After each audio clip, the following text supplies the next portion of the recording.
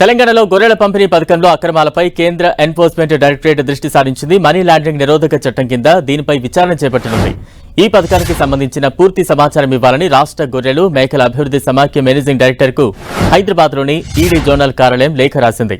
గొర్రెల కొనుగోళ్ల పేరిట దాదాపు 700 కోట్ల కుంభకోణం జరిగిందన్న ఆరోపణలపై ఇప్పటికే అవినీతి నిరోధక శాఖ విచారణ చేస్తుండగా ఇప్పుడు ఈడీ రంగంలోకి దిగింది.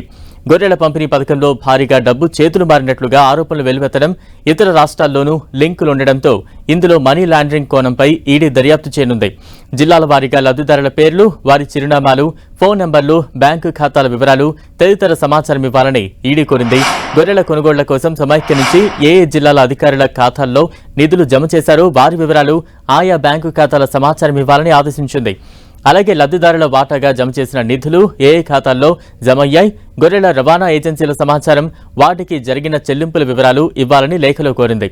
గొర్రెలకు కొనుగోలు చేసిన దాన్ని ఏ లబ్ధిదారులకు పంపించారు, దీనికోసం ఎవరికి నిధులిచ్చారు, ఇలా సమగ్ర వివరాలు ఇవ్వాలని ఈడీ కోరింది. ఈ పథకంలో జరిగిన అవినీతిపై అంతర్గత నివేదికలతో కూడిన సమాచారం కూడా వెంటనే ఇవ్వాలని ఆ లేఖలో పేర్కొంది. మరోవైపు గొర్రెల పథకం కుంభకోణంలో నిందితులు పశుసంవర్ధక శాఖ సీఈఓ రామచందర్ నాయక్, మాజీ ఓఎస్డీ కళ్యాణ్ కుమార్ల విచారణ ముగియడంతో ఏసీబీ అధికారులు మళ్లీ వారిని చంచల్గూడ జైలుకు తరలించారు. అయితే 3 రోజుల ఏసీబీ అధికారుల విచారణలో నిందితులు సహకరించలేదని తెలుస్తోంది. దర్యాప్తులో భాగంగా అరెస్టై జైల్లో ఉన్న రామచందర్ నాయక్, కళ్యాణ్ కుమార్లను ఏసీబీ అధికారులు న్యాయస్థానం అనుమతితో 11వ తేదీ అదుపులోకి తీసుకున్నారు. 3 రోజుల పాటు వీరిని విచారించేందుకు న్యాయస్థానం అనుమతి ఇచ్చింది. అసలు కుంభకోణానికి ఆర్థులెవరు, ఇందులో ఎవరెవరి పాత్ర ఉంది, పదే అవే గొర్రెలను కొన్నట్లు రికార్డులో ఎలా చూపించారు, ఆడిటింగ్లో ఈ విషయం ఎందుకు బయటపడలేదు తదితర వివరాలు రాబట్టేందుకు ఏసీబీ అధికారులు 3 రోజుల పాటు విచారించింది.